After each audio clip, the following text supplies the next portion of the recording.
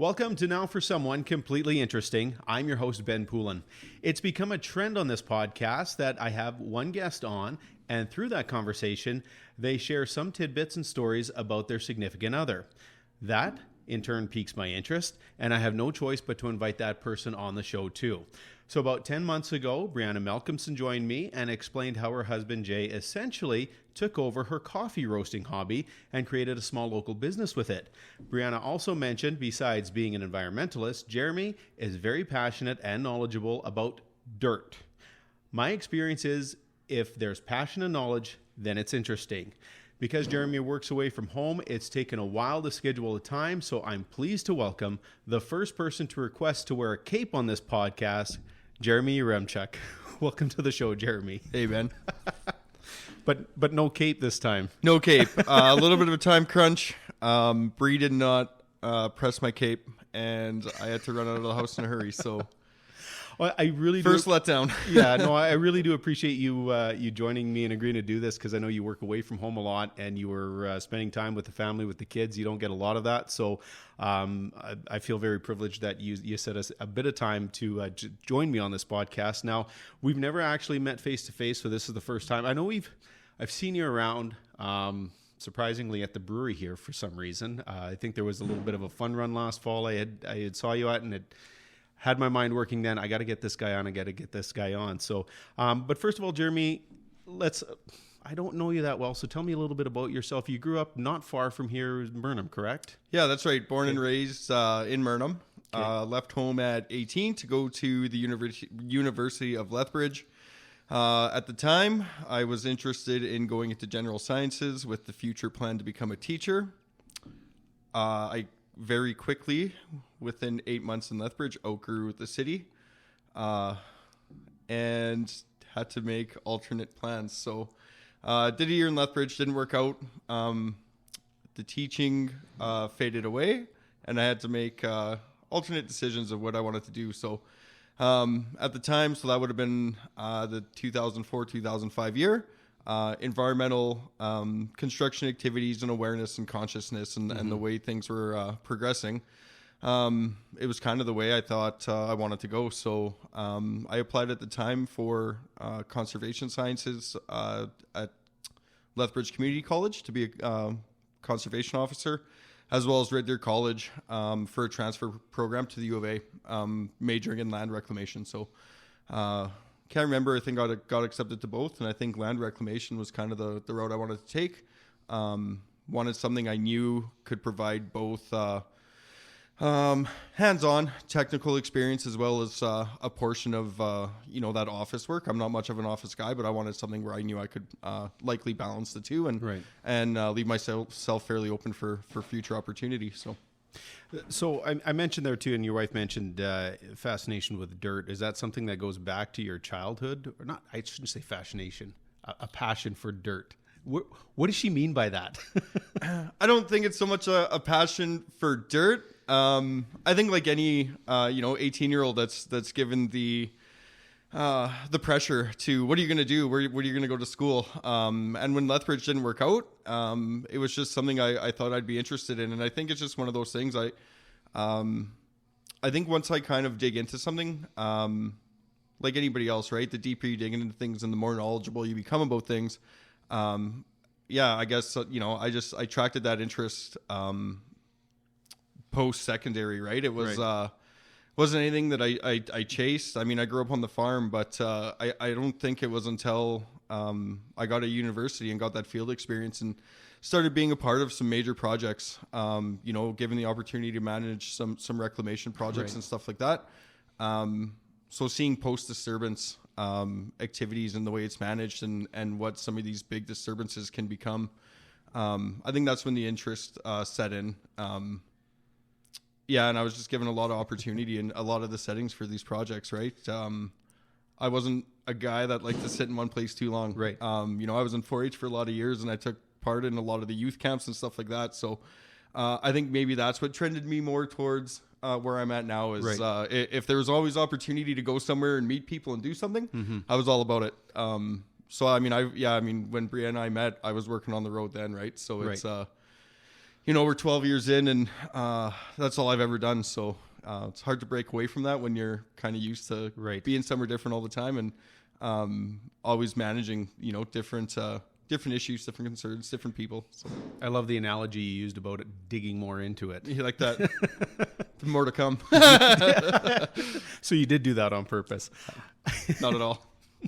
I said in the intro too, environmentalist, but I guess the perception people have in our modern world, when you say the word environmentalist, you think someone holding up a protest sign or something like that, and or protesting some sort of development.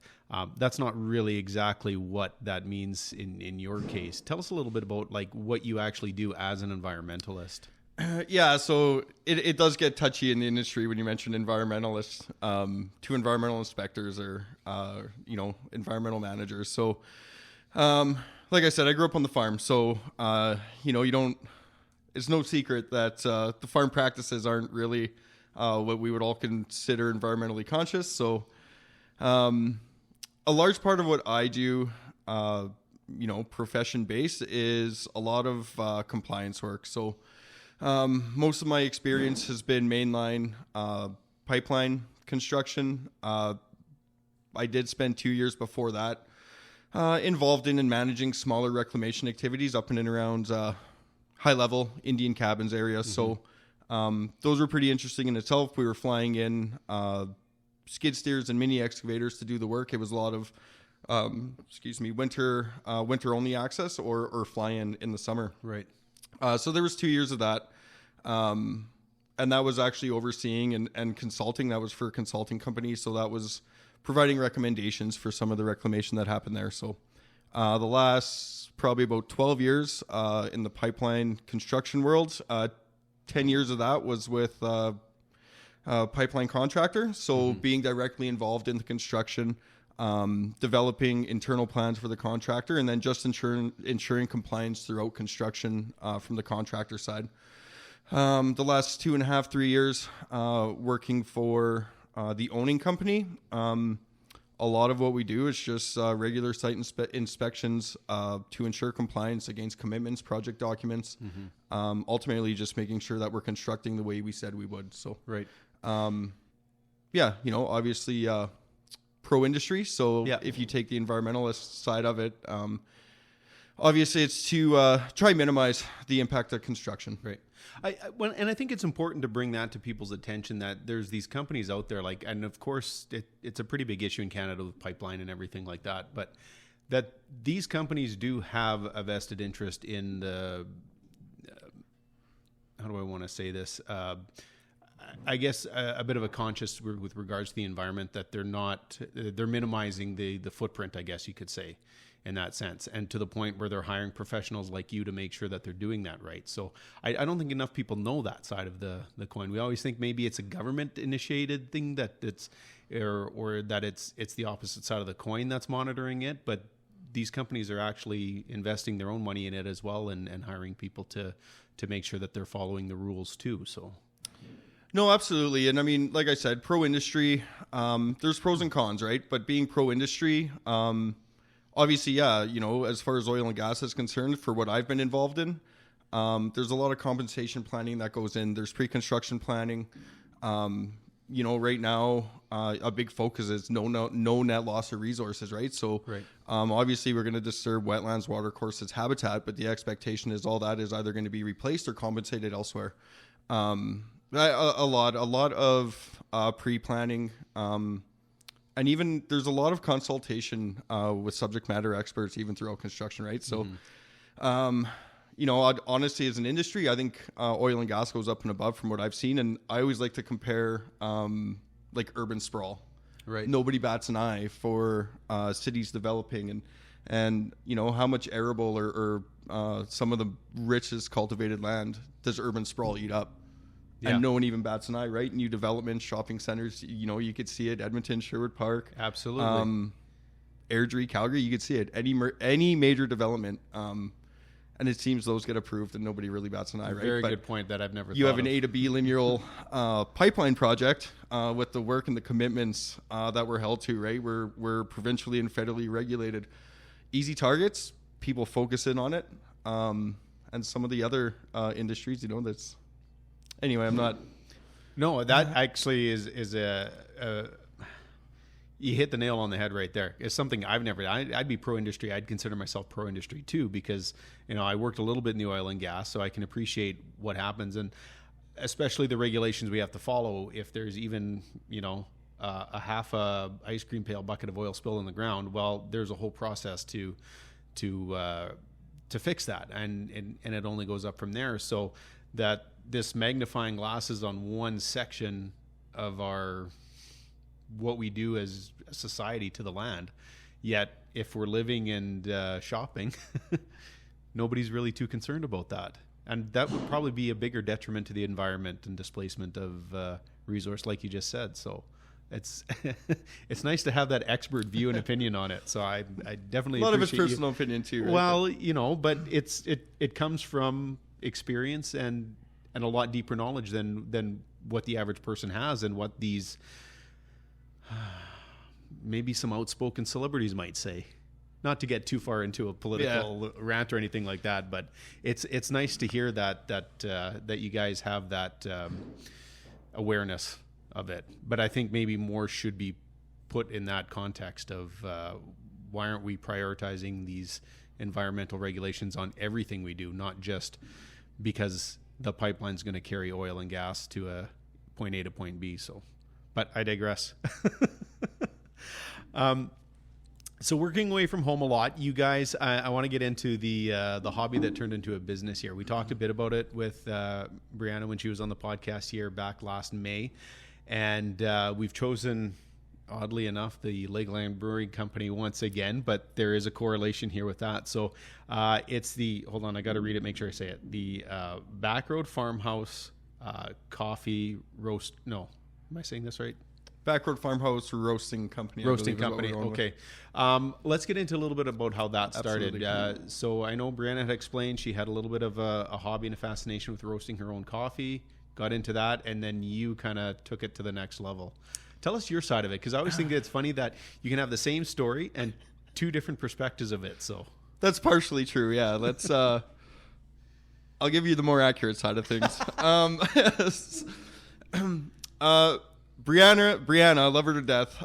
She's a mover and a shaker, but with that, her mind never stops thinking about alternate opportunities and what she would like to be doing, right? So, we're coming on 12 years of being married, and in that time, there was a event rental company that she wanted to do.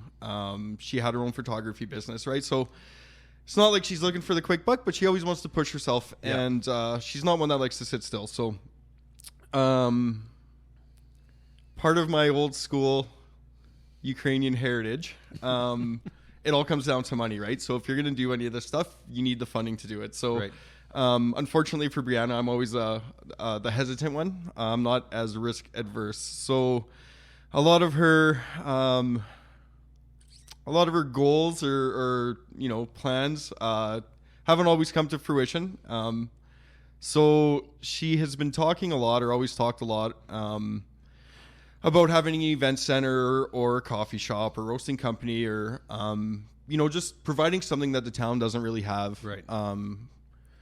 So we tried. My brother and I brewed a little beer. We didn't excel at that, so we'll let Colin take that. But it was for Mother's Day, and I don't remember. It's been, it all kind of blends together. But, 3 years ago, I thought I would finally break down and show Breanna that I would entertain her coffee roasting dream. So I found, it was a small roaster. I needed a gas camp stove to fuel it. It did 250 grams of coffee at a time. So not a whole bunch, more of a personal roaster. Gave it to Bree. Again, Breanna isn't always the most patient person to figure things out or take time. Crank it on high and let's get it done. So she wasn't excelling at the coffee roasting. So I said, you know what, I'm going to keep this. Yeah. And I started playing around with it, and, thank goodness for the internet and YouTube and online courses and stuff like that. So started kind of looking around and searching what coffee roasting looked like.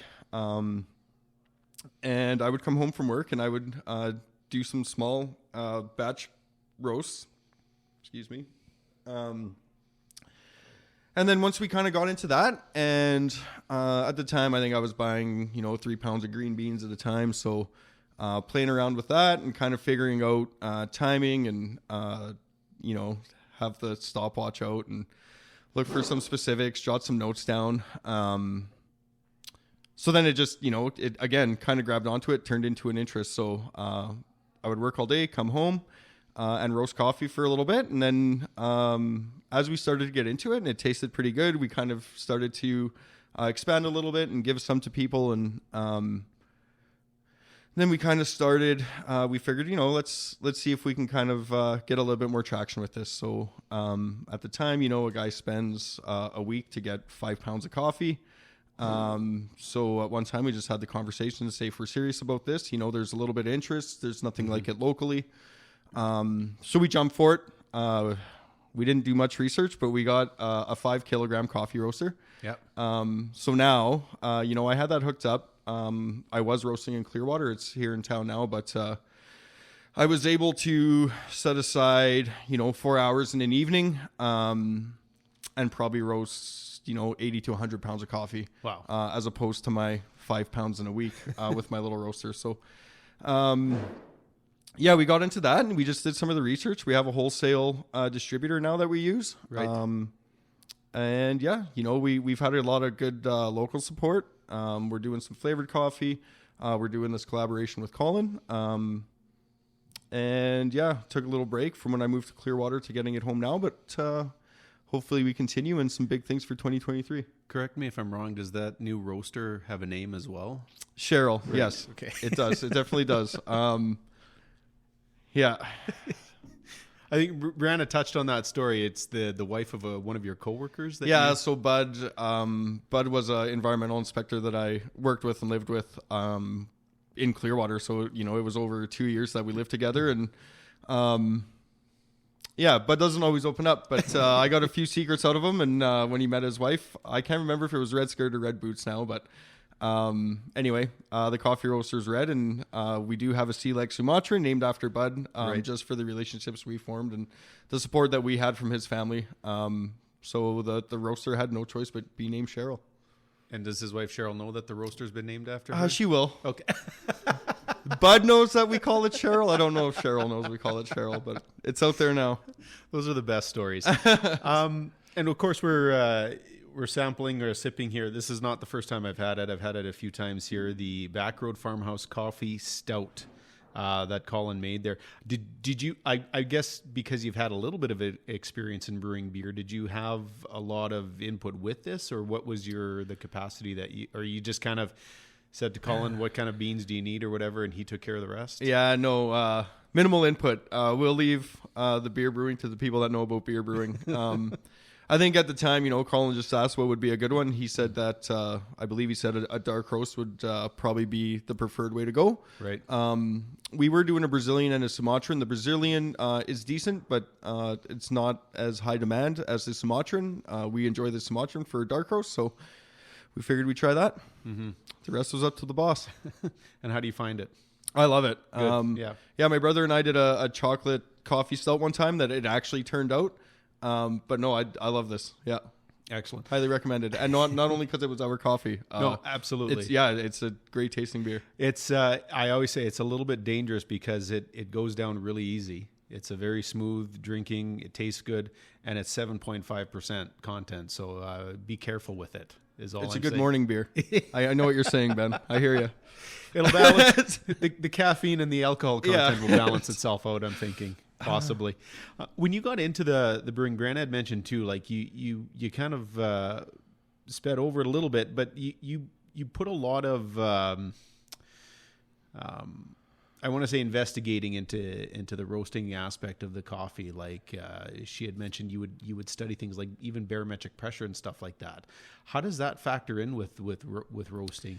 Yeah, I mean, you're not going to get a lot of that out of me, not because I don't want to tell you. I don't really know a lot of that, right? I mean, right. As far as I was concerned, it's trying to stay consistent when you roast, so you can kind of see what, like anything else, right? You want to control the variables you can to try to be Right. most consistent when you're doing your roast. So, Right. you know, I would always try store the beans at the same temperature, roast at the same temperature. Try to preheat to certain temperatures. You know, I didn't go as far as when's the perfect weather to roast and stuff like that, but obviously just controlling as much as you can. If you want to try match the roast every time you roast, it only makes sense to try control the variables you can, right? So Did any of your knowledge as an environmentalist factor into this, or this was just you have that inquisitive mind that you wanted to figure out what's the best avenue to go down? yeah, I think Breanna and I are very quite similar. That we like to take things on and do as much or try as much as we can ourselves, right? So Right. yeah, it was just one of those things we tried, and as we got into it and I learned more, it was a good pastime, right? Get home from work and have a couple of beer and roast some coffee, and it was it was good. Yeah, I don't know. I guess it's just and Bud would always laugh and say, like, you don't give up, right? Like if you want, you know, he always thinks that we're always just digging and we'll find a way. So Again, the digging. Yeah, it's all about digging. This is very insightful, very enlightening, Jeremy. I'm just curious too now with your job. Obviously, I mean, you don't have necessarily the luxury to work close to home or anything like that. Is there anything down the road that would bring you closer, or does that because you've always been new location every few years with your job? Like I think we talked earlier. You said you've worked everywhere from as far away as Toronto. You mentioned up north by High Level Indian Cabins. Is there a possibility to do your job closer to home here, or is that something you're just not really? That's kind of a tough one. You're setting me up. I know, but I'm just... no. Obviously, I mean, life changes quickly, right? The twins, Riker and Kaber, are 7, Armin's 3. Bree took on a principalship at Spake, so life's busy. The kids are getting active. I obviously want to be at home more than I am. Right. But at the same time, I like what I do, right? Right. You know, it's been 10 years in the industry doing what I'm doing. There's comfort there, right? There's a lot of comfort. There's a lot of knowledge specific to pipeline construction, right? So it's, and I thought about this on the way in. I've never really left the job until a guy knows it's time to change, right? I mean, Right. I left consulting just because at the time there were some things that happened and I felt it was time to move on. And I worked for the pipeline contractor for 10 years till the end of 2019. And same thing, there were some changes that happened that it was time to move on. So yeah, I don't know. There's not a lot of local opportunity. Not saying I don't want to. I obviously want to move closer and have that opportunity to work at home more. But it's just trying to find something that balances my love for what I'm doing, and the home life, right? And it's just, this is a difficult area for... Yeah, and it's not really a fair question. I realize that because I can really tell just the way you talk about what you do and where you're doing your job that I'd like to be in these places too, to be honest. And but yeah, the balance of it and realizing that, well, they don't necessarily just put pipelines wherever you want to work. And if that's kind of the avenue where your expertise is needed at the time. So unless maybe you just retire and do the rotisserie or roasting there full time. Roasting. Yeah, I mean, that'd be nice. I don't think we're quite there yet. No. Maybe in the next 6 months. Yeah, but it's hard, right? Demographically, it's a tough area, right? So it's a very interesting and unique job. So I can see where the appeal is on that end too, for sure. So I think I'd be able to maybe meet in the middle. You know, it hasn't been typical for these year-long or multiple-year projects, right? If a guy could go back to the seasonal 4 or 5 month winter work, right? Maybe that's an option, but we're not there yet. So, but you have adjusted your schedule that you're home more often now. Yeah, so now I did move down to Chilliwack to the valley. So 3 weeks on, 1 week off. So you know, before it was 6 days on, 1 day off, and a little bit more flexibility a person can plan. Yeah, at the same time, you know, I'm going to try to take advantage of the times when the kids are off and Breanna's off and go from there. Excellent. Well, thank you again so much. I know, like I said, you've got a busy schedule with work, with the side job, the local business as well, and with the growing family. I mean, the kids growing up and everything like that. So I very much do appreciate you taking the time to be a part of this and share a little bit about yourself with us. So I know you've listened to a couple of these podcasts, so you might be aware that this question is coming. This is how we wrap things up here. You're on a podcast called Now for Someone Completely Interesting. But if you had to pick someone that you'd like to recommend, and I'm not saying they have to come on or not, but just for conversation purposes down the road, who would you recommend for this podcast? You want someone local? You know what? Preferably? It doesn't have to be, but I always like to pick on the local people here, just being from the area and learning about someone new or something new about someone I do know. Yeah. I don't do well when I'm put on the spot like this, and I knew it was coming. What if I text you someone by Wednesday? Can I buy some time? That's fair enough. I mean, I don't mean to put people on the spot like that. No, we should know what's coming, right? Two tough questions in a row now. Yeah. Well, you know what I get, because it's the whole process with me is how do I decide who to pick on? Like off the top of my head, I've got like 6 people. But how do you are you putting yourself in a position where someone said, "Why didn't you mention me?" Yeah. I mean, it's one of those things yeah, I mean, you can't get too caught up with it.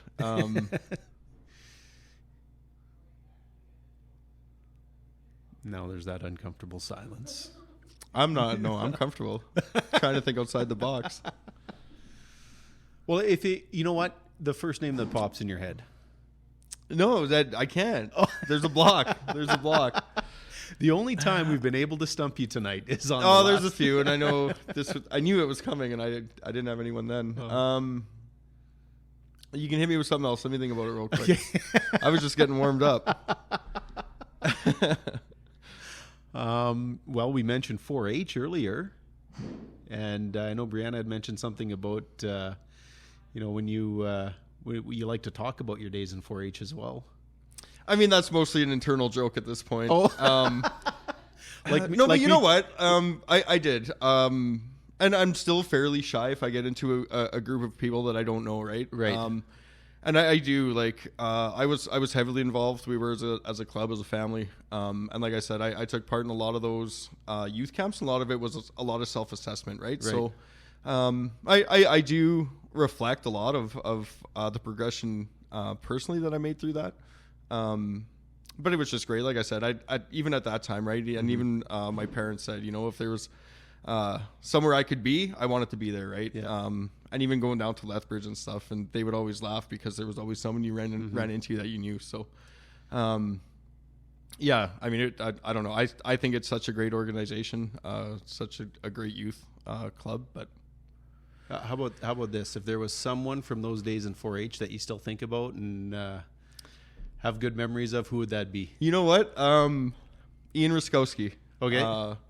He's the guy. You want interesting? He's your guy. Breanna knows him. Daryl knows him. Daryl and Ian haven't always seen eye to eye. There's a story that goes there with Ian shooting rocks at his Viper with his little Volkswagen van. I didn't see it, so I don't know what details are true and what aren't. But yeah, no, Ian was a guy that I met in 4-H. We don't keep in touch as often as we should. Still one of my best friends. He took a little longer to find himself. He was down in he went to Asia back and forth, and his dad wanted him to farm.